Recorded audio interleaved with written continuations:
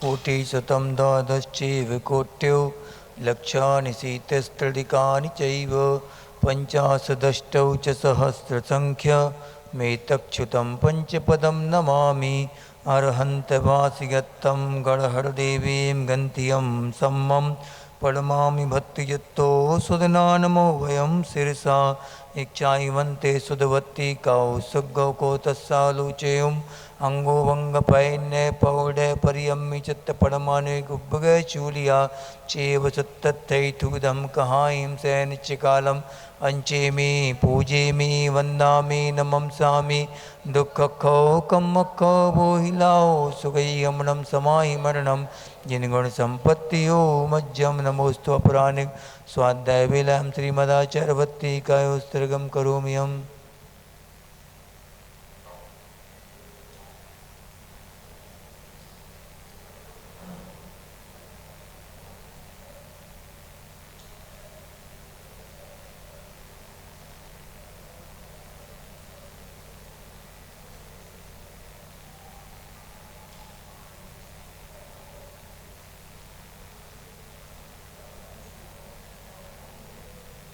सुरजलधिपारगेभ्या सुपरमत विभावना पटुमतिभ्या स्वचरित तपोनिधिभ्यो नमो गुरुभ्यो गुणगुरुभ्या छत्तीस गुण समग्रे पंचविहाचार करण संदर्शे शिष्यानुग्रह कुशले धम्मायिरे सदा वंदे गुरुभक्ति संयमेणया तरन्ति संसार सायरं घोरं चिन्नन्ति अट्टकम्मं जम्मं मरणं न पावन्ति ये नित्यं व्रतमन्त्रहोमनिरता ध्यानाग्निहोत्राकुला सत्कर्मा विरतास्तपोधनदना साधुक्रिया साधवा शीलप्रावरणा गुणप्रहरणास् चन्दार्कते ज्योतिका मोक्षद्वारकपाटपाटनवटा प्रीणन्तु मां साधवः गुरुवा पान्तु नो नित्यं ज्ञानदर्शननायका चारित्राणो गंभीरा मोक्षमार्गोपदेशका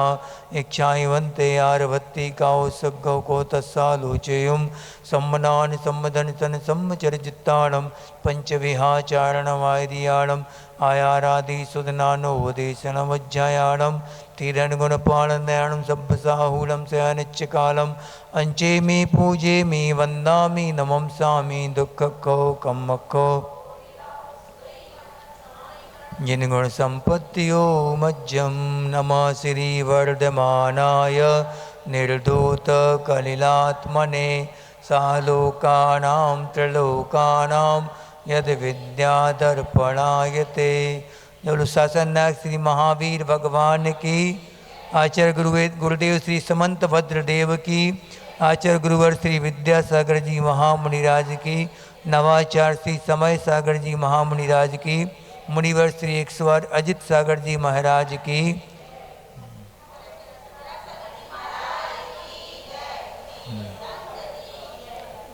पढ़ लो पाठ कर लो 20 गाथाओं के पाठ। देशयामि समीचीनम धर्मम कर्म निवर्णहम। हो गया था जी, आगे वाला कर लो उसके बाद। 21वीं कौन सी है? नांगहीन मलम छेत्तुम मंत्रक्षरो निन्यो निहंति विषवेदनाम सागर स्नान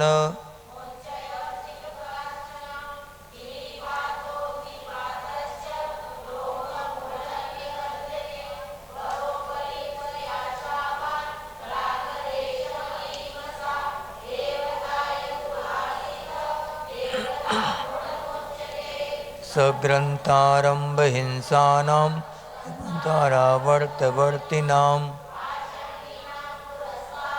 नंबर बता दो, पेज नंबर।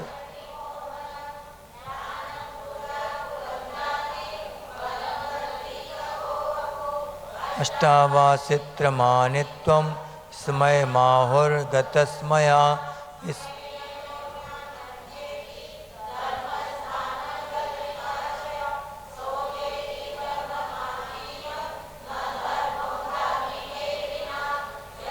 पापनिरोधोऽन्य संपदा किं प्रयोजनम् अथ पापस्रवोऽस्त्यन्य संपदा किं प्रयोजनम्।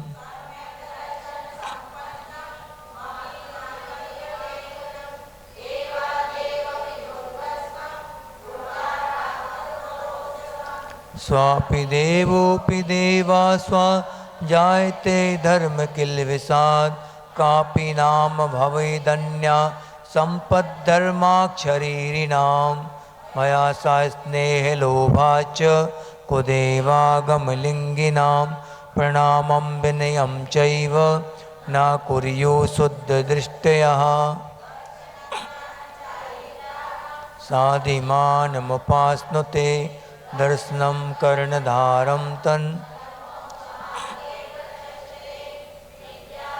तस्य संभूति तिथि वृद्धि फलोदया न संत सति सम्यक्त्वे बीजा भावे तरोरिव।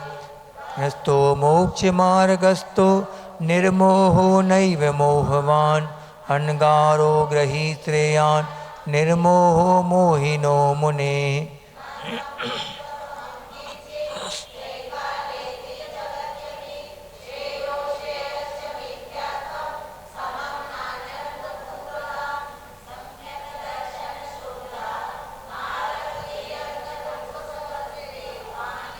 दुष्कुल विकटल्पायुर दरिद्रतां च भजन्ति ना प्रवतिका ओजस्तेजो विद्या वीर्यसि विभव सनाथा महाकुला महार्था मानव तिलका भजन्ति दर्शन पूता अष्टगुण पुष्टि तुष्टा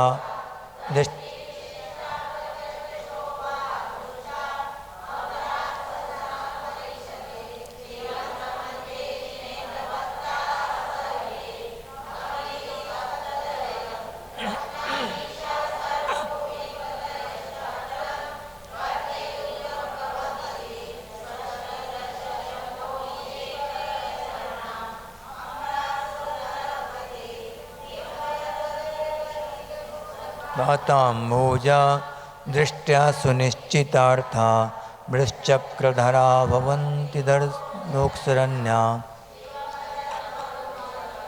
मव्यावादं विशोकभय शङ्कं काष्ठागत सुखविद्या विभुवं विमलं भजन्ति दर्शन शरणा।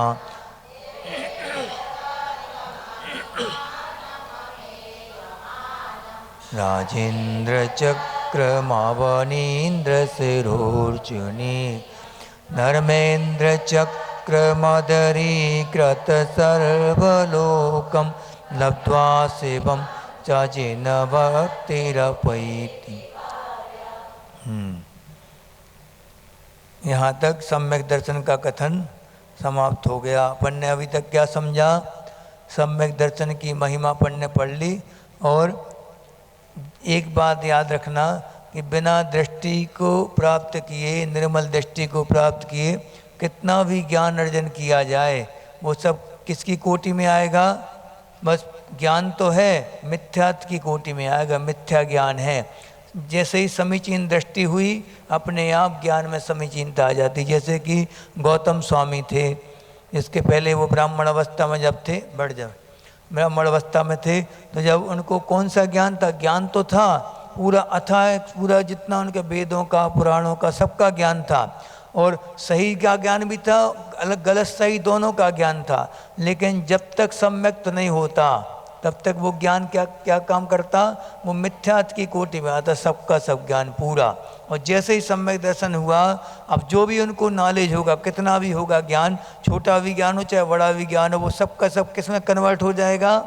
सम्यक ज्ञान में। अब वही का वही ज्ञान जो है सम्यक ज्ञान कहलाएगा। जैसे कि पेंसिल के बारे में हम बता दें जब आपको कि ये पेंसिल है।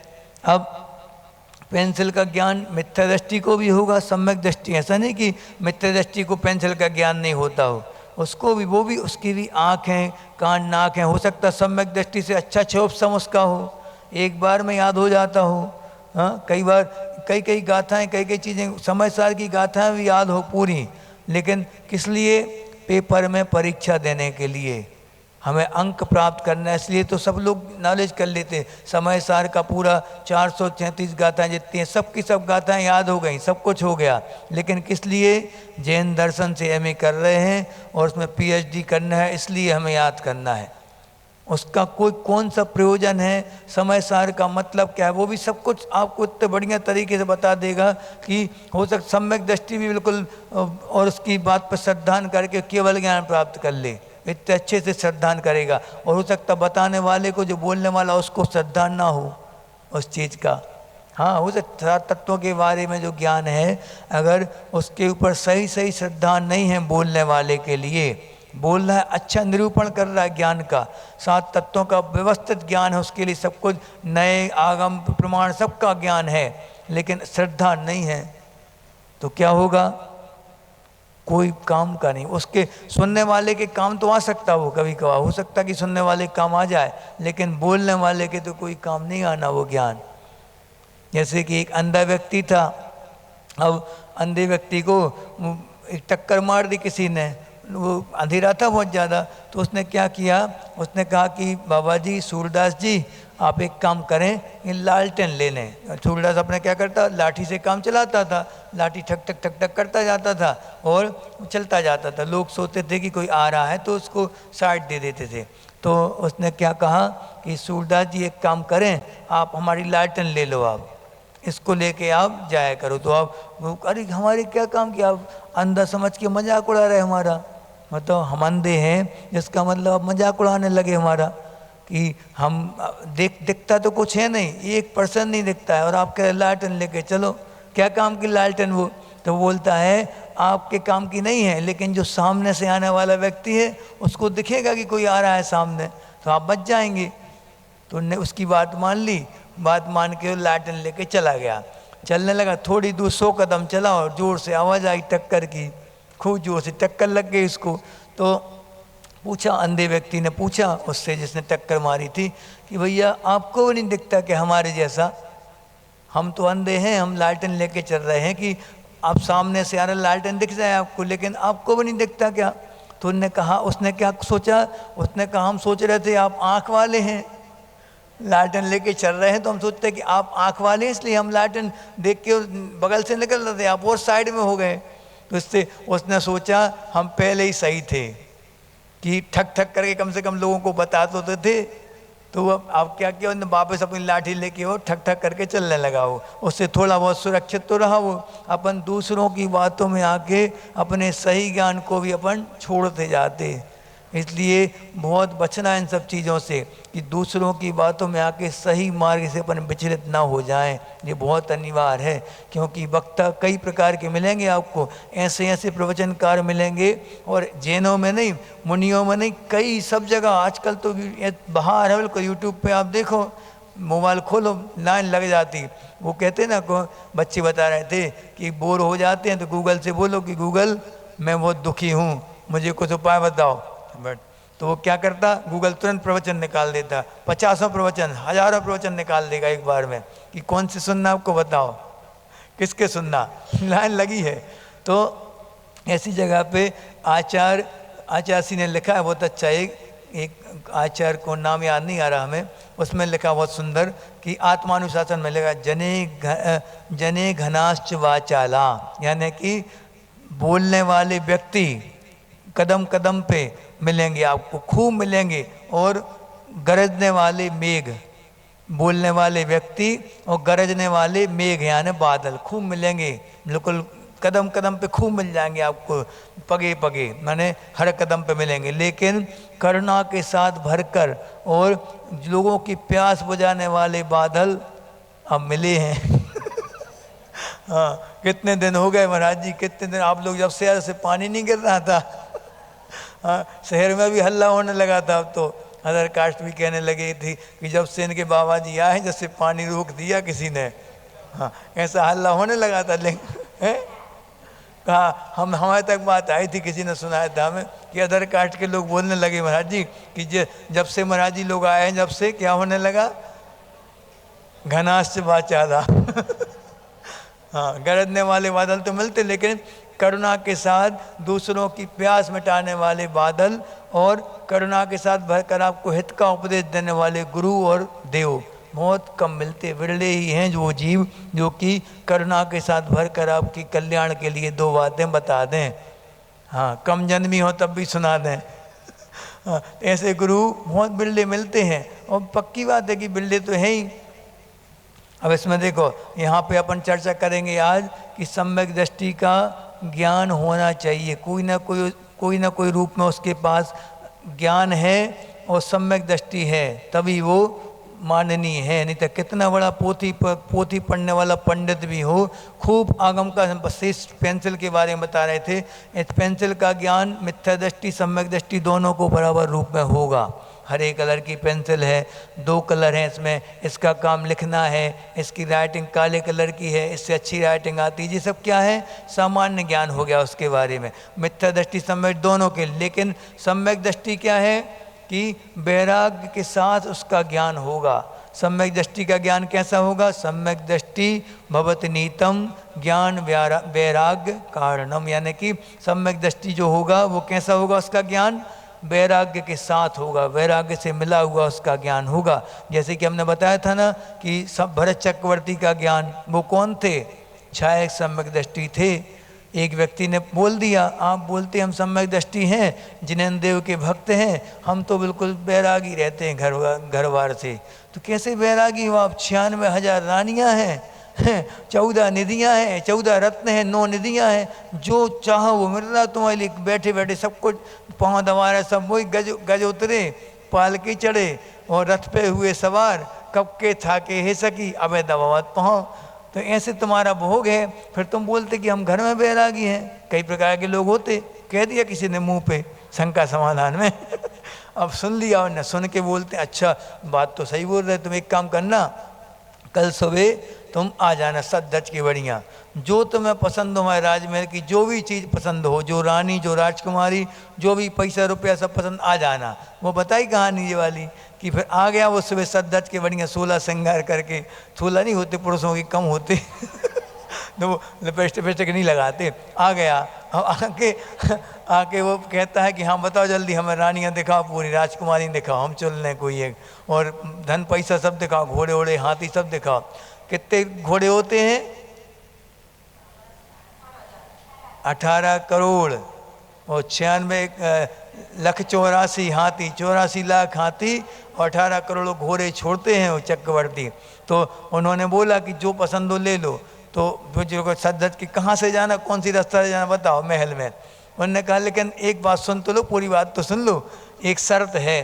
क्या शर्त है कि आप क्या लाना है, आपको कटोरा दे दिया उसके हाथ में भरा हुआ तेल का कटोरा, उसमें एक भी बूंद जाने की गुंजाइश नहीं आपको ही। तेल का कटोरा पकड़ा दिया और उसके पीछे एक नंगी तलवार लेके एक सिपाही चलने लगा कि एक बूंद तेल अलग गिरा नीचे तो गर्दन साफ। अब वो क्या देखेगा, रानी घोड़ा हाथी क्या देखेगा।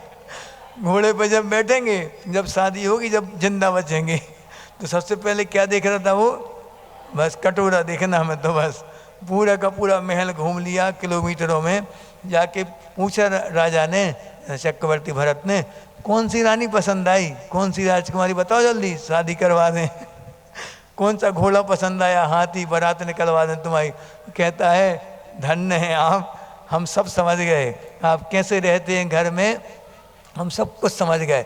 भोगों में रहने के बाद भी पंचेंद्री के प्रति, पंचेंद्री के सब भोग भोगेगा सम्यक दृष्टि, लेकिन कैसे अवस्था में भोगेगा, जलते हैं भिन्न कमल है। यानी जैसे कमल में जल में कमल रहता है, लेकिन कमल हमेशा ऊपर रहता, जैसे ही वो जल में लिप्त हुआ, जल में डूबा और सड़ने लगेगा अपने आप, ये नियम है।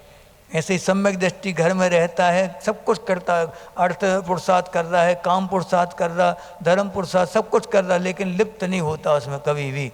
पुत्रों को किस दृष्टि से पालेगा, बीवी को किस दृष्टि से वो भोग करेगा कि हमें क्या करना है, काम पुरुषार्थ क्यों करना है। जैसे कि एक काम पुरुषार्थ जो आता है अपने आगम में आता है, जो चक्रवर्ती विवाह आदि जो आते हैं, वो किस अपेक्षा से बताया गया, वही क्रिया पति पत्नी कर रहे, वही क्रिया एक वेश्या कर रही वहाँ पे कोठे पे। तो दोनों में अंतर क्या है, उद्देश्य का अंतर है। यहाँ क्यों कर रहे हैं? अपनी वासनाओं की तृप्ति के लिए भोग कर रहा वो वेश्या वगैरह जी, जो भी कामी पुरुष होते हैं, पर स्त्री रमण करते जो, वो क्यों कर रहे हैं? क्रिया एक ही है, लेकिन एक को पाप बोला गया, एक को क्या बोला गया? मंगल परिणय। बोलते कि नहीं, कार्ड पे लिखते मंगल विवाह, मंगल परिणय। ऐसे ये क्या है? क्रिया वो ही है, लेकिन यहाँ उद्देश्य क्या है कि अपनी जैन धर्म की परंपरा को हम आगे बढ़ाएंगे।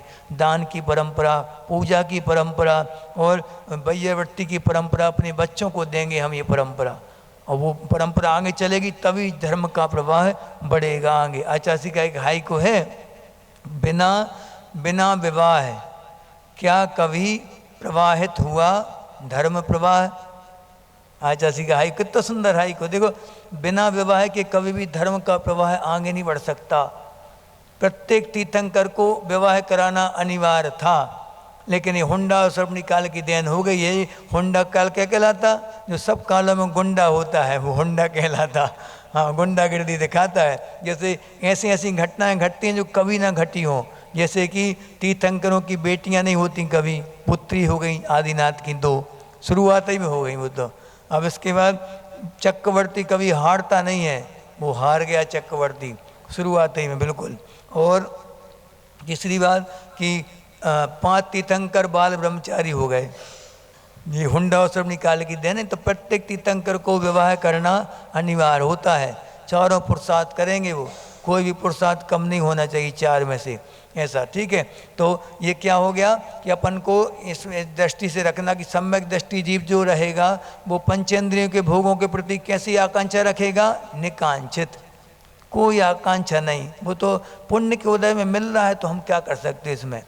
ऐसी दृष्टि रखते हैं कि जैसे हमने बताया था ना उदाहरण, कटनी की घटना है ये, MP में कटनी जंक्शन है एक, वहाँ की एक घटना है। एक सेठ जी थे, उनका नियम था कि 400 रुपये की पगड़ी बेचेंगे। 400 समय कहलाते थे, 400 रुपये की पगड़ी से ज़्यादा कुछ नहीं बेचेंगे, उनका नियम था। तो उन्होंने क्या किया कि जैसे ही 400 रुपये आए दुकान बंद करके चले जाते थे। एक बार एक व्यक्ति को सौदा लेनी थी, वो माल लेना था, तो 800 रुपये का उन्होंने पूरा सरापो, जानते सरापोवा यानी वो साफा विवाह के साफा जो बेचते हैं वो बेचते थे पंडित जी। तो फिर उनके यहाँ ग्राहक आ गया सुबह सुबह, उसने कहा भैया हमारे यहाँ पे शादी है, आज कल शादी है, तो हमें बहुत अर्जेंट चाहिए है, जल्दी दे दो आप। तो उनने हिसाब किताब किया, 800 रुपये का हिसाब बना। उनने कहा माल निकाल दो। उनने कहा भैया 400 रुपये का दे सकते आपको। अरे है नहीं क्या आपके यहाँ? तो उन्होंने कहा है तो, माल तो है, तो फिर 400 रुपये से ज़्यादा का नहीं देंगे। तो उन्होंने कहा अरे कैसे नहीं दोगे, देना पड़ेगा। नहीं, आपको लेना हो तो ले लो, 400 से ज़्यादा का माल हम नहीं दे सकते, हमारा सिद्धांत है। अब उसने कहा आपको और कहीं जाना तो आप बिल्कुल सहजता से आप जा सकते, कोई विरोध नहीं। तो उतना प्रभावित हुआ व्यक्ति उनके सिद्धांतों से, कितना गजब की निर्लिप्तता, देखो कितना निर्लोभ व्यक्ति कहलाया वो। आपन तो आए तो 2-3 दिन को इकट्ठ तो ले लो और ले लो थोड़ी, अब कब तो दुकान खुली नहीं, और ले लो 1200 का दे देते अपन जबरदस्ती टेका के उसको, हिसाब किताब बना के 800 के 1200 हो जाते हो। ऐसे बनिया है, लेकिन वो शुद्ध बनिया था। बनिए का मतलब क्या होता? बनिए, बिगड़िए मत, बनिए आप तो वो कैसा बनिया था? शुद्ध बनिया था, उसका नियम था। तो तब प्रभावित हुआ भैया 400 का दे दो, कल हम ले जाएंगे। तो जैसे ही वो 400 का माल लेके गया और तुरंत बिल्कुल जी वो निकल नहीं पाया बाहर, जी पहले ताला लेके पहुंच गए बाहर। सेठ जी निकले बाहर, ताला लगा दिया, सीधा चले गए घर। अगले दिन फिर आ गए वो सुबह एकदम सुबह बैठे थे पहले से, सेठ जी आएंगे हम माल लेंगे। 400 का जैसे ही शटर खोली, 400 का माल लिया, वो जाने लगे। और उनके पहले सेठ जी निकल गए। और ये सेठ जी आप दुकान, अरे दुकान तो हमारा 400 का नियम था, 400 रुपये आ गए, धर्म ध्यान करेंगे चुपचाप बैठ के मंदिर में। ये मौका, उसके पैर छू लिए ग्राहक के। क्यों? आप बहुत बड़े उपकारी हो हमारे, आज हमें 4 घंटे ज़्यादा धर्म ध्यान करने मिलेगा, आज 4 घंटे की एक्स्ट्रा सामायिक कर लेंगे, स्वाध्याय कर लेंगे, ये कहलाते हैं श्रावक। ऐसा अपना है क्या? अब मान लो राखी वाले को रिश्तेदार आ जाएं, यहाँ कम हो जाएगी संख्या अपने आप। जबकि सिद्धांत क्या होना चाहिए कि हमारी क्लास का समय हो गया है, आपको चलना हो तो हमारे धर्म ध्यान में आप बाधा मत बने, और हम आपके धर्म ध्यान में सहयोग कर रहे हैं, आप भी चलो, ले आओ उनको। अगर सच्चा होगा तो आ जाएगा, नहीं तो भोग विलास वाला होगा तो फिर राखी बांधेगा पैसे कमाएगा, रूमाल लेगा, मिठाई खाएगा, चला जाएगा, बस तुम्हारी क्लास छुड़वा जाएगा इसलिए कभी भी धर्म ध्यान में कभी भी किसी को बाधा नहीं बनने देना अपने, और तुम्हारी छवि ऐसी बन जाए रिश्तेदारों में कि भैया वो तो अद्भुत टाइप के हैं, बहुत अच्छे हैं, उनको तो हम जानते हैं, वो कभी भी अपने धर्म के साथ कभी समझौता नहीं करते, भले ही कटौती कर दें वो अपने रिश्तेदारी में आने जाने में, लेकिन धर्म ध्यान में कभी भी कटौती नहीं करेंगे, हमें पता है उनके बारे में, अच्छे से जानते हैं उनके लिए। ऐसी छवि आपके रिश्तेदारों में बन जाए, ऐसा प्रयास करना हमेशा। ये क्या कहलाएंगे? सम्यक दृष्टि और सम्यक ज्ञानी। सच्चा सम्यक ज्ञानी तो वही होगा, उसी का सम्यक ज्ञान। जैसे गौतम स्वामी का बता रहे थे, जैसे ही उनको सम्यक दर्शन हुआ तो जो भी उनका ज्ञान था वस्तुओं के बारे में, समस्त वस्तुओं के जानकार थे, लेकिन क्या था? मिथ्या ज्ञान था, ये मेरे तेरे में लगे थे। सही ऐसा नहीं कि सम्यक दृष्टि, मिथ्या दृष्टि जो है, जैसे मान लो पेंसिल है, पेंसिल को पेंसिल के रूप में भी जानेगा मिथ्या दृष्टि, और पेंसिल को मेरे तेरे रूप में भी जानेगा। कभी माँ को माँ बोल देगा, कभी माँ को बहन बोल देगा, कभी माँ को दादी बोल देगा, कभी माँ को स्त्री बोल देगा अपनी। ये क्या है? जिस प्रकार पिए हुए कोई आदमी है, नशा किए हुए कोई व्यक्ति शराब पिए, उसके क्या हाल होते हैं? कभी सही को सही बोल देता, कभी गलत को सही बोल देता, उसका कोई ठिकाना नहीं रहता। इसी प्रकार मिथ्या दर्शन जब तक आपके पास है, सम्यक नहीं हुआ, तब तक आपका सही ज्ञान भी मिथ्या की कोटि में आएगा। इसलिए सबसे बड़ा प्रयास तो हो गया, अपना सम्यक की प्राप्ति हो गई, दृष्टि की निर्मलता अपने अंदर आ गई, अपन पुण्य पाप के बारे में, देवसात गुरु के स्वरूप के बारे में, लोक मूर्ताओं के बारे में अपन ने सब समझ लिया अच्छे से, विस्तार से। अब क्या समझना है? अब सम्यक दर्शन के बाद जो अनिवार्य है, हम जाने कैसे कि देवसात गुरु का स्वरूप ये, जैसे मान लो अपन ने जान लिया देव सच्चे देवसात गुरु यही हैं, जान लिया। अब देव का स्वरूप क्या है? वीतरागी, हितोपदेशी और सर्वज्ञता, ये तीन बातें कहेंगे। इनके बारे में जानकारी कौन देगा? सम्यक ज्ञान, समीचीन ज्ञान। जैसे भेड़ा घाट कोई देखने गया तो भेड़ा घाट में ड्राइवर से पूछा, तुम भी चलो आज, हम अकेले जाते रोज, आज तुम भी चलो। तो बोलता, क्या रखा वहाँ पे? लोग पागल हैं, हमें समझ में नहीं आता लोग कितने पागल हैं आज के समय में। वहाँ क्या रखा है?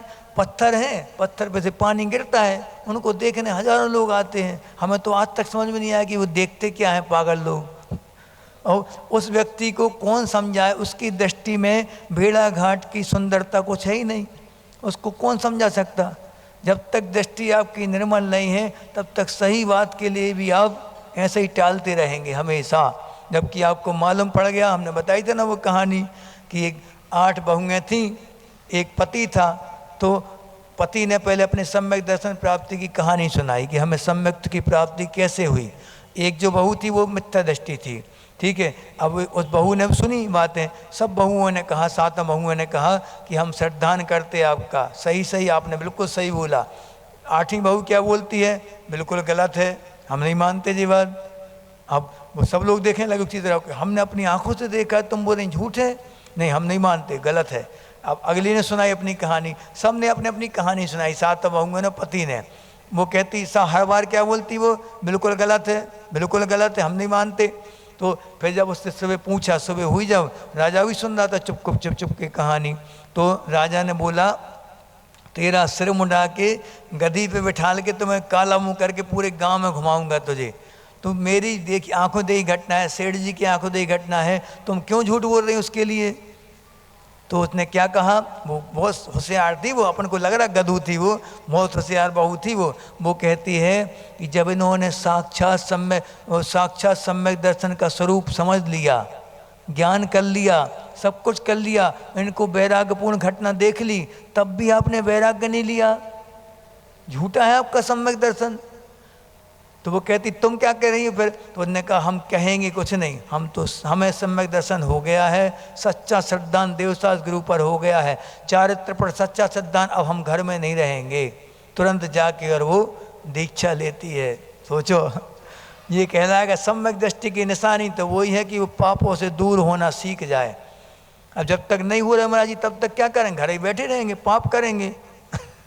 हाँ, सम्यक दर्शन तो हो ही गया, चरित्र अनिवार्य है नहीं, हमारी तो हिम्मत है नहीं, हम तो घर बैठेंगे। अब जब अगला भाव मिलेगा, पुरुष पर्याय मिलेगी तो मुनि बन के मोक्ष चले जाएंगे। अभी क्यों बने, अब मोक्ष तो होना नहीं है, फालतू में अपन भूखे प्यासे मरो। इससे अच्छा तो शांति घर में टीवी देखो, भोग भोगो, बढ़िया पंचेंद्री के विषय भोगो। नहीं, ऐसा नहीं। सम्यक दृष्टि जो होगा वो सब भोगों में तो लग ही नहीं सकता कभी उसका मन तो मात्र किस में लगेगा। आगे आएगी वो गाथा कि असंज्ञा सम्यक दृष्टि कौन कहलाता है, पहली प्रतिमा का स्वरूप क्या है, ये बताएंगे आगे चल के कि उसको तो मात्र धर्मामृतम सुतृष्णा, माने उसको एक ही तृष्णा होती बस कि धर्मामृत का पान करना हमें, बस पापों से दूर होना, सप्त व्यसन से जैसे सम्यक दर्शन होता है, ये निशानी बता दी। ऐसा नहीं समझना कि सम्यक दर्शन का कोई आचरण नहीं होता, सम्यक दृष्टि का असंज्ञ सम्यक दृष्टि का आचरण भी लिखा गया है। वो कौन सा आचरण कहलाता है, सम्यक्त्व आचरण चारित्र, यानी कि सम्यक्त के साथ जो आचरण होता है कौन सा, सप्त व्यसन नहीं करेगा। सप्त व्यसन सब लोग जानते हैं, बोलो एक बार जोर जोर से, जुआ, शराब, परस्त्री सेवन, वेश्या सेवन और शिकार करना, चोरी करना, एक और रह गया मध्यमास, मधु में से मधु आ गया, मधु, ये सप्त व्यसन हो गए। इन सप्त व्यसनों का जो त्यागी होगा वो ही सम्यक दृष्टि कहलाने का अधिकारी है। नहीं तो आप सोचो हम सब व्यसन कर जाए, मांस भी खा जाए, दारू भी पीते रहे, सिगरेट भी पीते रहे, तम्बाकू खाते रहे, सम्यक दृष्टि है हम तो, ऐसा नहीं होगा। सम्यक दृष्टि का एक लिमिट बना दी उन्होंने कि इसकी भी एक लिमिट है, ये चीज़ें तो नहीं करेगा। कम से कम व्रत नहीं ले पा रहा, बहुत अशक्य हो गया उसके लिए व्रत लेना, तो फिर बात है ना कि ये तो कम से कम आपको करना ही पड़ेंगे ये चीज़ें। अष्टमूल गुणों का धारी होगा, पंच उदंबर फलों का त्याग और मध्यमास मधु का त्याग, ये चीज़ें उसकी त्याग रहेंगी, तब जाके वो सम्यक दृष्टि कहलाने के योग्य रहेगा। अब ज्ञान के बारे में अपन ये सूत्र पढ़ेंगे, अन्यून मनतिरिक्तम, सूत्र नंबर 42, सूत्र नहीं श्लोक नंबर 42, अन्यून मनतिरिक्तम याथा तथ्यम बिना च विपरीतात् निस्संदेहम वेदये दाहुस्तज्ञानमागमिनः अन्यून मनतिरिक्तम याता तथ्यम बिना च विपरीतात् निस्संदेहम वेदये दाहुस्तज्ञानमागमिनः। किताबें नहीं है, नहीं, हाँ, एक आधे के दे दो, एक उन लोगों के लिए। हाँ हाँ, अब यहाँ बता रहे हैं, ये देखो ध्यान से क्या बता रहे हैं, अन्यूनम, मैंने सम्यक ज्ञान क्या कहलाता है उसकी परिभाषा बहुत अच्छे से समझ लो, क्योंकि सम्यक दर्शन हो गया और सम्यक ज्ञान नहीं हुआ, समीचीन अपन को जानकारी नहीं मिली अगर, तो आगे बढ़ना मुश्किल होता। मुनियों को भी बताया कि आपको कम से कम 5 समिति, 5 महाव्रत, 3 गुप्तियों के बारे में जानकारी तो होनी चाहिए कि कैसे पालन करना समितियों का, कौन कौन से दोष लग सकते हमारे व्रतों में, ये अनिवार्य रूप से आपको जानकारी होनी चाहिए। बिन जाने ते दोष गुणन को ते कैसे तजिए गहिए, माने जब तक दोषों की जानकारी नहीं होगी तब तक दोषों को छोड़ के गुणों को प्राप्त नहीं कर सकते अपन कभी भी। इसलिए दोषों की जानकारी के लिए सम्यक ज्ञान अनिवार्य है, और सम्यक ज्ञान इसलिए भी अनिवार्य है कि आपको सम्यक दर्शन हो गया, श्रद्धान हो गया देवशास्त्र गुरु पर, सब कुछ आपने मान लिया, लेकिन अब दिन भर क्या करें बैठे बैठे, तो पापों से बचने के लिए एक ही उपाय है कि अपने मन रूपी बंदर को कहाँ चला दो, सुत रूपी स्कंद पे चला दो, वृक्ष पे चला दो, वहाँ खेलता कूदता रहेगा वो हमेशा। 12 अंग हैं, कभी पंचाचार के बारे में जानेगा, कभी सम्यक दर्शन, कभी सम्यक ज्ञान, कभी मुनियों को आचरण कैसा होता, कभी अंतराय कैसे करते मुनिया, तप क्या कहलाते, कभी सम्यक चारित्र, सम्यक ज्ञान, सबके बारे में जानकारी जो लेता रहेगा मन, जिसका एक ही उपाय है बस मन को संभालने का, उसको क्या कर दो, आगम में लगा दो, स्वाध्याय में लगा दो, वरना कोई भी उपाय नहीं है। निश्चित है कि जो मुनि या जो श्रावक स्वाध्यायशील नहीं होते, रुचि नहीं होती इनकी स्वाध्याय में, उनके हाल क्या होते हैं, पंचेंद्रिय के विषयों में मन जाएगा। पक्की बात है ये, मान के चलिए आप। कार्यक्रमों में मन जाएगा। कार्यक्रम तो है मान रहे, लेकिन कार्यक्रम के पीछे उद्देश्य क्या है ये भी आपको जानकारी होनी चाहिए, वरना इसी में फंस के रह जाओगे कि हमारा नंबर नहीं लगा, हमने तछु लड्डू सजाओ तो हमारा नंबर नहीं लगो, उनका लग गया, राग देश होंगे, बस के अलावा कोई कुछ होगा नहीं। हमारा तो 20वां नंबर लगा, हमारा 40वां लगा, उनका लड्डू में दम ही नहीं थी, पहला नंबर दे दिया उनको। हाँ, जबकि स्वाध्यायशील व्यक्ति क्या सोचेगा कि हम तो जिनेंद्र भगवान की आराधना के लिए हमने लाडू सजाया, हमने आज पार्श्वनाथ भगवान की याद में लाडू सजाया, लाडू सजाते सजाते भी कर्मों की निर्जरा कर सकता हो, वहाँ हिंसा हो रही, लेकिन हिंसा होते होते भी वो क्या पुण्यबंध का कारण बनेगी। सावध दिले सो बहु पुण्य रासो, श्रावकों के लिए बहुत अच्छा सूत्र दे दिया आचार्य समंत भद्रदेव ने स्वयंभू स्तोत्र में कहा कि जहाँ पे आरंभ हो रहा पाप हो रहा, छोटे सा पाप अगर हो रहा है और बहुत बड़ी अगर निर्जरा हो रही कर्मों की, पुण्य का बंध हो रहा है, तो वो किसकी उपमा दे दी उनने कि मान लो दो साय नालम कणिका विशस्य, माने कि बहुत बड़ा एक सागर है, समुद्र है या तालाब का जल है, उसमें एक बूंद अगर जहर डाल दो तो क्या पूरा तालाब जहरीला हो जाएगा क्या? नहीं, छोटा सा माने छोटा सा पाप अपन कर रहे हैं और महान पुण्य की राशि संचित हो रही है, तो तुम लोगों के लिए, हम लोगों को नहीं बताई, तुम लोगों को, हम लोगों को भी, मान लो तुम्हारी हिंसा कैसी है, धोना बनाना अग्नि जलाने तुम्हारी हिंसा है, और मुनियों की हिंसा कैसी रहेगी। आचार्य ने लिखा है स्वयंभू स्तोत्र के हिंदी वाला स्वयंभू स्तोत्र में, वासुपूज भगवान की वसु विधि मंगल द्रव्य ले जिन पूजो सागार, पाप घटे फल ताहा फले पावन पुण्य अपार, बिना द्रव्य सुचि भाव से जो पूजे मुनि लोग, बिन निज शुभ उपयोग के शुद्ध न हो उपयोग। ये क्या है? स्वयंभू स्तोत्राचार्य ने लिखा, जो जिनवाणी में है, टाइम ही नहीं है महाराज जी, पढ़ा करो एक बार कम से कम हफ्ते में एक आध बार तो सब सामूहिक रूप से पढ़ लिया करो। आदम तीर्थंकर प्रभु वाला, तो उसमें क्या बोला उनने, श्रावकों की सुनो बहुत ध्यान से सुनना, श्रावकों के काम का वैसा मुनियों के काम का भी है कि वसु विधि मंगल द्रव्य ले, जिनेंद्र भगवान की पूजा कर रहे हैं कैसे, वसु यानी 8 प्रकार की मंगल द्रव्य से जो पूजा कर रहे हैं जिनेंद्र भगवान की, जिन पूजो सागार, सागार माने गार जिनका होता है, गार माने घर, घर जिनका होता है, गृहस्थी जिनकी होती है वो सागार कहलाते, और अनगार कौन कहलाते, मुनिराज। ठीक है, तो जिन पूजो सागार, पाप घटे फलतः फले, पाप घटने से क्या फलित होता है, अनंत पुण्य की राशि उनको मिल जाती। छोटा सा पाप कर लिया, चावल धोने में हिंसा तो होगी, पानी गर्म करने में छानने में हिंसा होगी, लेकिन हिंसा जो क्या देगी उसके बदले में, कितनी बड़ी पुण्य की राशि देगी। इसलिए ये गृहस्थों का कर्तव्य है, और बिना द्रव्य सूचि भाव से, निर्मल भावों से मुनिराज लोग भी पूजा करते आपकी। आप लोग कौन सी पूजा करते, द्रव्य पूजा, और मुनि कौन सी पूजा करते, भाव पूजा। तो हम लोग भाव पूजा नहीं करते क्या महाराज जी? नहीं, तुम लोग भाव द्रव्य दोनों करते, लेकिन मुनिराज करेंगे तो कौन सी करेंगे, भाव पूजा करेंगे अकेली बस। ठीक है, भाव कैसे, ही 24 तीर्थंकरों की स्थिति पढ़ ली, इतने पवित्र भाव हो जाते अंदर अंदर से बिल्कुल, कि पूजा से भी कई गुना फल किसको मिलता है, मुनिराज को मिल जाता। इसलिए तो 5 पापों का पूर्णतः त्याग कर दिया मुनियों ने। इसलिए जो निर्जरा एक प्रतिमाधारी इलक क्षुल्लक हैं, कोई भी हैं, आरिका है, वो जितनी निर्जरा जीवन भर सामायिक करके करेंगे, उतनी निर्जरा मुनिराज सोते सोते कर लेते। क्यों? क्योंकि 5 पापों का संकल्प पूर्वक आजीवन त्याग यम है उनका यम। इसलिए मुनियों को आहार दान कराने का विशेष महत्व होता।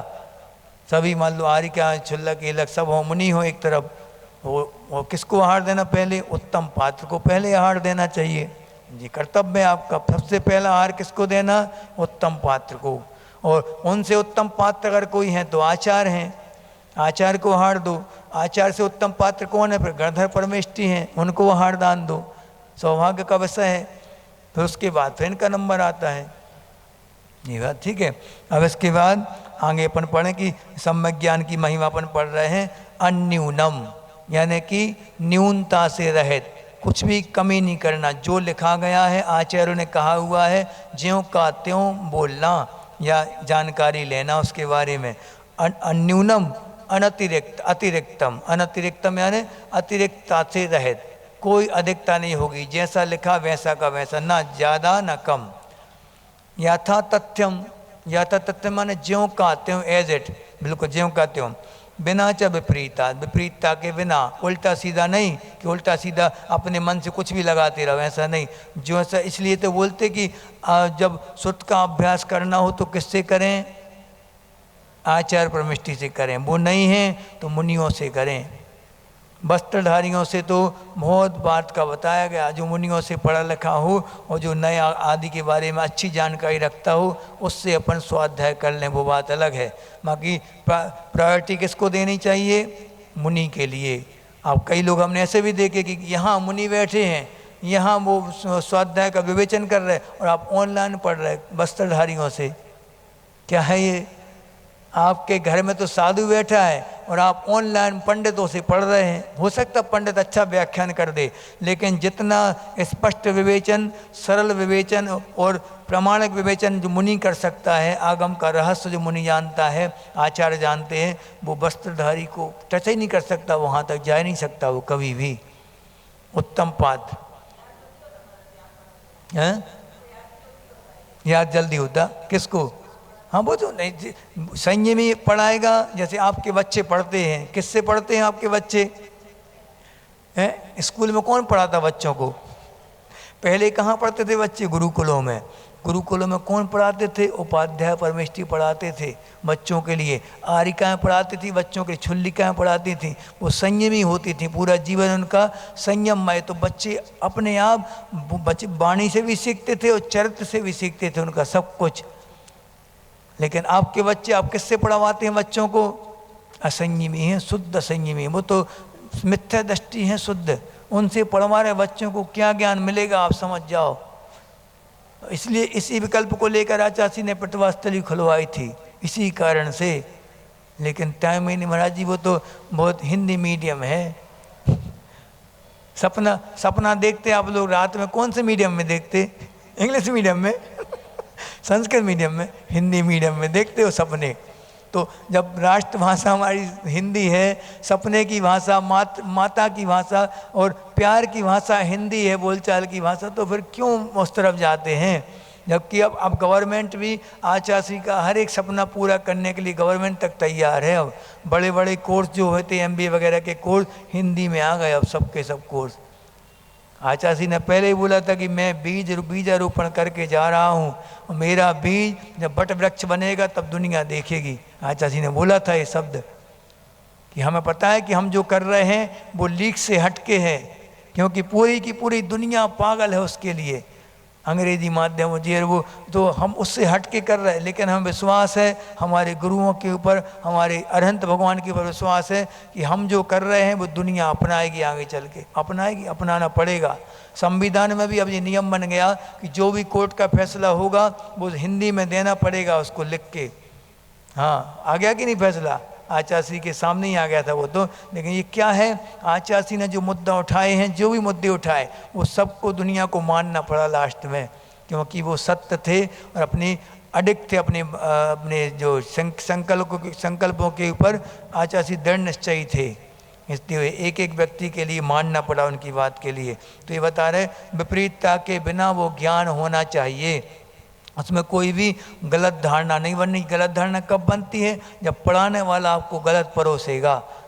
जैसे कि कोई बोल दे, यहाँ पे देखो अन्यूनम, अन्यूनम माने कि न्यूनता से रहित, ठीक है, कोई भी कमी नहीं होनी चाहिए इसमें। जैसे किसी ने लिखा कहीं पे आया कि बहुत दुर्लभ है मुनि मिलना, पंचम काल में भावलिंगी मुनि का मिलना बहुत दुर्लभ है।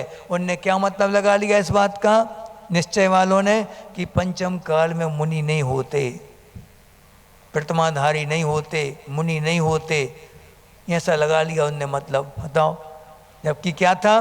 तो फिर वो ये तक लिख दिया आगम में, प्रथमान योग में ये तक लिखा है कौन से महाराज जी होंगे, उनका नाम तक लिख दिया। पंगुश्री आरिका होंगी, और क्या नाम लिखा था महाराज जी का, सर्वश्री आरिका और पंगुश्री एलक्ष, ऐसा सबका नाम लिखा है, चारों के नाम लिखे हैं उसमें पूरे। क्यों लिखे गए नाम वो? और मुनि आरिका श्रावक श्राविका चतुर्विद संघ भी होंगे पूरे के पूरे। पंचम काल की अंतिम सांस तक होंगे, बिल्कुल अंतिम समय तक। जैसे ही वो संलेख न लेंगे चारों, उसी समय पंचम काल का अंत आ जाएगा, छठम काल आएगा उसके बाद। ये क्या है? ये आगम के अनुसार चलिए आप। और ये कुंद स्वामी ने भी लिखा है, भरे पंचम काले, भरत क्षेत्र में पंचम काल में जो मुनियों के व्रतों का पालन करेंगे, और जो चतुर्थ काल में मुनियों के व्रतों का पालन करेंगे, 1000 साल भी साधना कर लें वो मुनि चतुर्थ काल के, और पंचम काल का मुनि 1 साल में अगर वो साधना कर ले तो उसको उनसे ज़्यादा कर्मों की निर्जरा इसको होगी। क्यों? क्योंकि ना अवधि ज्ञानी कोई मुनिराज हैं कि तुम्हारा पूर्व भाव का वर्णन बता दें तुम्हें वैराग्य हो जाए, ना कोई बड़े बड़े रिद्धिधारी मुनिराज हैं कि आकाश मार्ग से जा रहे हैं, हम विश्वास हो जाए कि ये जिनलिंग पवित्र है और इसके द्वारा सब कुछ मिल सकता है आंखों के सामने। केवल ज्ञानी है कोई, ना अवधि ज्ञानी, ना मतलब कुछ नहीं है, तब भी विश्वास करके इस मार्ग पे चल रहे हैं, बहुत बड़ी बात होती है पंचम काल में। और एक टाइम भोजन करके, जहाँ पे मनुष्य काय का कीड़ा है, अन्न का कीड़ा है, हर समय खा रहा, वो 10-10 12 बार खाने के बाद भी रात में पेट पे हाथ फेरता है, भूख लगी है। तो वहाँ पे एक टाइम भोजन करने वाले मुनिराज मिलेंगे आपके लिए आजन्म। नियम है उनका, आमरण संकल्प है उनका कि जब तक पैरों में शक्ति है, जब तक हमारे पैर खड़े होंगे, तब तक खड़े होके भोजन करेंगे, उनका संकल्प है। और आमरण संकल्प है उनका। कुछ भी बीमारी हो जाए, अगर मान लो जंघा बल समाप्त हो गया, जंघाओं में शक्ति नहीं बची, खड़े नहीं हो पा रहे, तो फिर संलेख न लीजिए, भले आपकी उम्र कितनी भी हो। ये रहता नियम। यहाँ मिलिट्री शासन है, पीछे मुड़ के नहीं देखना कि पीछे घर चले जाएं, थोड़ी दवाई करवा के फिर दीक्षा ले लेंगे, ऐसा नहीं होगा। यहाँ तो एक बार बढ़ गई गाड़ी तो बढ़ गई, फिर सीधे कौन आएगा पीछे? डोला आएगा सीधा। हाँ, डोलने वाला काम नहीं, डोला आएगा सीधा। बीच में नहीं डोले तो फिर डोला आएगा, और बीच में डोल गए तो फिर डोला नहीं आएगा। हाँ, ऐसा होता। तो अन्यून माने कि ना कम अधिक करके नहीं बताना। जैसे कि और ये बताया कि व्रत नियम से कुछ नहीं होता, ये क्या? विपरीतता से बता देना कि व्रत नियम से कुछ नहीं होता, कुछ नहीं होना, मिलना ही नहीं है मोक्ष, तो क्यों पुरुषार्थ कर रहे हो? तो फिर क्या करें? असंयम में रहें क्या? नहीं, आचार्य पूज्यपाद स्वामी ने इष्टोपदेश में लिख दिया, वरम वृत्तई पदम देवम ना वृतैर्वत नारकम छाया तपस्थयोर भेदा प्रतिपाल यतोर महान। इसका मतलब क्या हुआ कि व्रत लेके और स्वर्ग में जाना अच्छा है, अव्रति बन के और नरक में जाने से व्रती बन के स्वर्ग में जाना अच्छा है। उदाहरण क्या दिया इसका? उदाहरण दिया कि जैसे राजा का इंतजार करते 2 व्यक्ति बैठे हैं, एक धूप में इंतजार कर रहा है बैठ के, पसीने से तरबतर है, प्यास में तड़प रहा है, और एक व्यक्ति प्रतीक्षालय में बैठा एसी में शानदार इंतजार कर रहा है। दोनों में कितना अंतर है? स्वर्गों में क्या चांस रहते हैं? आप नियम आदि लेके और प्रतिमाएं लेके स्वर्गों में जाएंगे, वहाँ पे सम्यक दर्शन के चांस बहुत रहते, धर्म ध्यान की भूमिका बहुत रहती। कभी आ जाएंगे पंचकल्याणक में, कभी रिद्धिधारी मुनियों की सेवा करेंगे, जाके वैयावर्ती करेंगे, ये सब कहाँ होगा? स्वर्गों में। नरकों में क्या होगा? कुटाई होगी, कुटेगी वहाँ पे, तो दिन रात कुटेंगी वहाँ, दिन रात, टेम ही नहीं वहाँ कुटने के अलावा। वैयावर्ती कहाँ? एक सम्यक दर्शन अपने बारे में आत्म ध्यान नहीं कर पाता, शायद सम्यक दृष्टि भी है लेकिन निर्मल परिणाम है, लेकिन कभी ऐसा बैठ के क्या असर नहीं कर सकता, टेम ही नहीं है। इतने बैठने में उसको घल जाएंगे 4-5, और वहाँ पे मारेगा भी मरेगा भी, मारता भी, ऐसा नहीं कि मारता है, वहाँ भी मारता है, सब पीटता है, सब कुछ। तीर्थंकर प्रकृति वाले सैनिक भी हैं, पहले तीर्थंकर बनना है, अभी काय में लगे? वो कुटने में लगे हैं, और कूटने में लगे दूसरों को। आगे तीर्थंकर हो गए आप, लेकिन अभी तो आपकी नरक गति नाम कर्म का उदय चल रहा है, वो भोगना ही पड़ेगा। कब तक? 6 महीने पहले तक, गर्भ में आने के 6 महीने पहले उनके वहाँ पे वो कोटेड हो जाएंगे पूरे अपने आप। क्या कोड हो जाएगा? वज्र कपाट लग जाएगा, वज्र का कोड उनके ऊपर हो गया, अब उनको कोई टच नहीं कर सकता। अब शांति से बैठ के वो धर्म ध्यान कर सकते वहाँ अब, क्योंकि यहाँ पे शुद्धिकरण होने लगा माँ का। हाँ कहाँ नहीं, नरकई में रहेंगे, लेकिन वज्र कोट उनके ऊपर हो जाएगा, उनको कोई टच नहीं कर सकता, ना कोई छू सकता, ना कोई अस्त्र शस्त्र कुछ नहीं, उसके ऊपर ना गर्मी ठंडी कुछ नहीं लगेगी, एसी में पैक वहाँ पे। कितने 6 महीने पहले। अब 6 महीने पहले क्यों? क्योंकि 6 महीने पहले यहाँ पे रत्नों की वर्षा होने लगती, गर्भ के 9 माह और 9 महीने के पहले 6 माह, ऐसे 15 महीने तक रत्नों की वर्षा तीर्थंकर के आंगन में होती है, पिता के आंगन में। तो यहाँ पे देवी जो आती हैं वो अष्टकुमारी और 56 कुमारी देवी जो गीत आदि सुनाती हैं और गर्भ का शोधन करती हैं उनके पूरे माँ का। क्यों करती वो? वहाँ से वो जीव आने वाला है, यहाँ पे कोड हो गया, यहाँ पे भी कोड हो गया, मांस हाड़ से रहित हो जाएगा वो स्थान पूरा। माँ का जो योनि जो स्थान है वहाँ अपनी ऐसी व्यवस्था नहीं रहेगी, अपन लोग जैसे रहते ना उल्टे लटके हैं, और माँ जो मलमूत्र की थैली जो है उसी में अपना खाना पीना चलता रहता है। माँ की जो चबाई खाती है लार का, वो पूरा भोजन अपन को मिलता है उसका खाना। ऐसा वहाँ नहीं होगा, वहाँ अलग व्यवस्था है, स्पेशल व्यक्ति आने वाला है, छोटा मोटा आदमी थोड़ी है वो। कौन है? 3 लोक के जो पूजनीय नाथ हैं वो कौन है? तीर्थंकर देव साक्षात आने वाले हैं। स्त्री पर्याय की साक्षात धन्य हो जाते वहाँ पे, ये एक भव अवतारी होती माँ। बस अकेला इसको मात्र यहाँ से क्या बनना है? देव बनना है, बस देव बन के सीधा मनुष्य बनेगी, नियम है कि मोक्ष जाएगी माँ। सोचो, स्त्री पर्याय के बाद भी एक भव अवतारी, ये बहुत बड़ी विशेषता। अगर स्त्रियों में सर्वोच्च पद किसका है? तीर्थंकर की माँ का सर्वोच्च पद, और एक ही पुत्र को दे के वो शान, फिर कोई दिक्कत जरूरत ही नहीं किसी की अब। हाँ, तुम्हारे लिए है कि एक देश की रक्षा के लिए, एक घर की रक्षा के लिए, और एक जिन धर्म की रक्षा के लिए, वहाँ तो एक ही पर्याप्त है।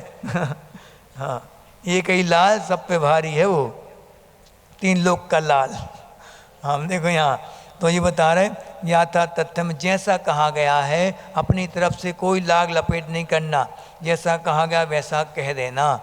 जैसे कि अब मुनिराज की व्यवस्था है, अब हम बोलें कि अब ठंडी के दिन में महाराज जी लोगों को चटाई रख सकते हैं, चटाई जो रख सकते हो, आचार्य की अनुमति हो तो चटाई रख सकते, लेकिन एसी का उपयोग भी कर सकते हैं, लिखा है। हाँ, पंखे का उपयोग कर सकते गर्मी के दिन में, कूलर का भी। ये क्या है? अपनी तरफ से जोड़ देना, ये क्या अतिरिक्त हो गया। और अन्यून्या ने ऐसा कहीं नहीं लिखा, जबकि लिखा है आगम में, आगम में लिखा है आलोकित पान भोजन, माने व्रती का कर्तव्य क्या है? जो पटमाधारी जो होगा उसका कर्तव्य है अंधेरे में भोजन नहीं कर सकते आप, सूर्य के प्रकाश में। आलोकित पान भोजन यानी आलोक यानी होता है सूर्य का प्रकाश, सूर्य के प्रकाश में ही भोजन करना पड़ेगा आपको, अगर आपकी प्रतिमाएं हैं तो। हमें तो आश्चर्य लगता है जब हम किचन में किसी के जाते हैं चौके में, वहाँ पे अंधेरे के कारण लौटना पड़ता महाराज जी लोगों को व्रती व्यक्ति के यहाँ से। दुख होता है कि बताओ आपकी प्रतिमा है, और पहला अहिंसाणुव्रत का जो अतिचार है वो कौन कौन से हैं? भावना कौन कौन सी है? कि वांग मनोगुप्तेरिया दान निक्षेपण समित्या लोकित पान भोजनानी, पंच आलोकित पान भोजन है। अगर उसका पालन नहीं हो रहा है तो आपकी अहिंसा अणुव्रत या महाव्रत हो ही नहीं सकते आपके। इसलिए महाराज जी ले लो, महाराज जी कैसे महाराज जी हैं लौट गए वे, वो तो कर गए थे माए, आप जी लौट गए। अब हम क्या करें बताओ? अपने व्रतों में दोष लगाएं क्या? हमारे व्रतों में दोष लगेगा पूरा, आपका तो लगा ही रहा है, हमारा भी टूटेंगे व्रत, इसलिए लौट जाना पर ठीक है वहाँ से। दया तो आती कई बार, लेकिन ये भी लगता कि कैसे इनको नहीं लौटेंगे तो इनको शिक्षा नहीं मिलेगी, फिर किचन सुधरवाएंगे नहीं ये अपना। इतना एडवांस जमाना, इतनी टेक्नोलॉजी चल गई आजकल, वो कांच लगने लगे ब्लड प्रूफ वाले, तब भी अपन नहीं करवाएं तो फिर अपनी कमी मानी जाएगी। प्रतिमाधारी के चौके में तो झकझकार उजाला होना चाहिए बिल्कुल पूरा, अलग से दिखे, रात में भी दिख जाए। ऐसा चौन रात में मतलब कि चंद्रमा की रोशनी में भी दिख जाए, ऐसा मतलब। तो यहाँ बता रहे कि ऐसा होना चाहिए अपना ज्ञान। सम्यक ज्ञान कौन कहलाता? जो कि ना मिलाया जाए अलग से और ना अधिक किया जाए कहीं से। और ना कम किया जाए, और विपरीतता के बिना, बिल्कुल उल्टा सीधा भी नहीं बताना कि अपने स्वार्थ सिद्ध करने के लिए दूसरों को उल्टा सीधा ज्ञान दे दिया, ऐसा नहीं। इसलिए तो आगम का ज्ञान देने वाला जो है वो बहुत विशेष होता है। हर किसी से कभी अपन की आदत पड़ गई ना महिलाओं की, हमें सुना दियो तनक वचन का, सुना दियो तनक, तो सुना दिया, बैठ गए पंडित जी सुनाने लगे, वो हर आदमी पंडित बन गया। जबकि स्वाध्याय के 5 प्रकार बताए गए, कौन कौन से? वाचना माने आगम में जैसा लिखा है वैसा का वैसा एज इट बाँच देना, पूरा ज्यों कहते हो बाँच देना, आचार्यों की लिखे ग्रंथों को वाचना कहलाए।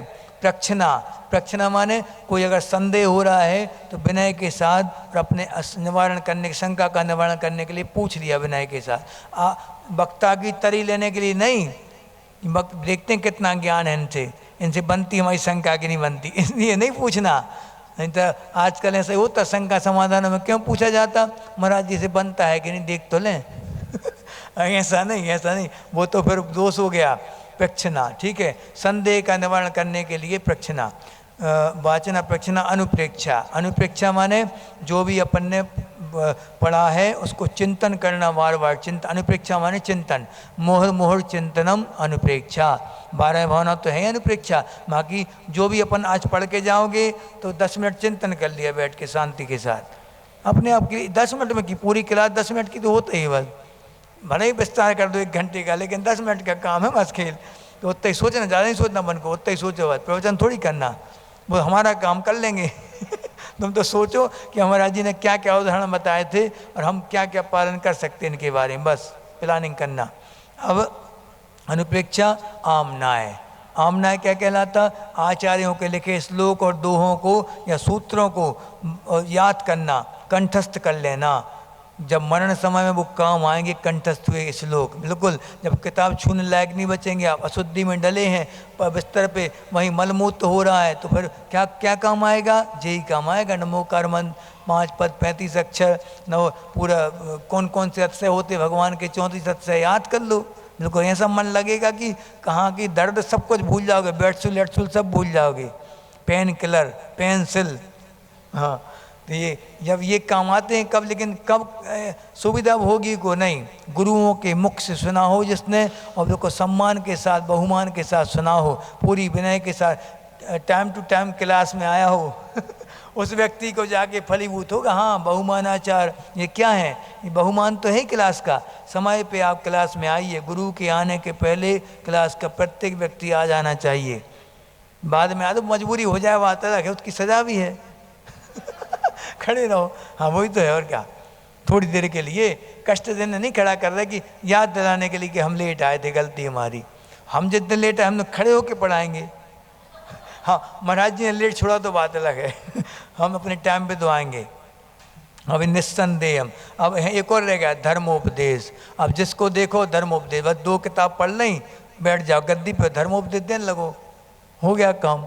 ये सबसे सरल लग, आज के समय में सबसे ज़्यादा क्या देखने आता?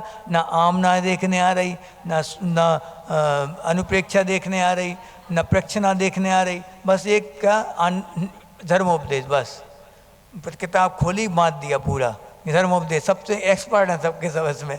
अभी महाराज जी से अच्छे अच्छे ज्ञान, महाराज जी को 2 बातें ज्ञान की बता देंगे लोग, ऐसे ऐसे लोग बैठे होंगे सभा में, लेकिन वो ज्ञान फलन आपका फलीभूत नहीं होगा अगर चारित्र नहीं है जीवन में तो। और चारित्र जिसके पास है, भला ही व्यक्त नहीं कर पा रहा, अपने प्रवचन नहीं दे पा रहा, लेकिन उसका जीवन साक्षात बोलता है। इसलिए चारित्रवान व्यक्ति सबसे ज़्यादा प्रभावना कर देता है, पक्की बात है। इसलिए अपने चारित्र को निर्मल बनाओ और जितना यथासंभव ज्ञान भी करो, लेकिन चारित्र के ऊपर विशेष ध्यान देना चाहिए अपन को। इस प्रकार अपन निस्संदेह, हम निस्संदेह माने कि जो संदेह से रहे, तो अब लिखा है कि नहीं क्या मालूम, ऐसा बता तो दिया महाराज जी, समझ में नहीं आया, समझ में आना चाहिए। स्पष्ट बिल्कुल प्रमाण नए आदि के द्वारा हर प्रकार से आपको समझा देते हैं गुरु महाराज, तो एक एक चीज़ बिल्कुल कली के समान खुल जाती, पूरी पूरी चीज़। निस्संदेह होना चाहिए वो ज्ञान। वेदय, वेदया ने क्या बताया? जानता है। यद, यद माने उस ज्ञान को।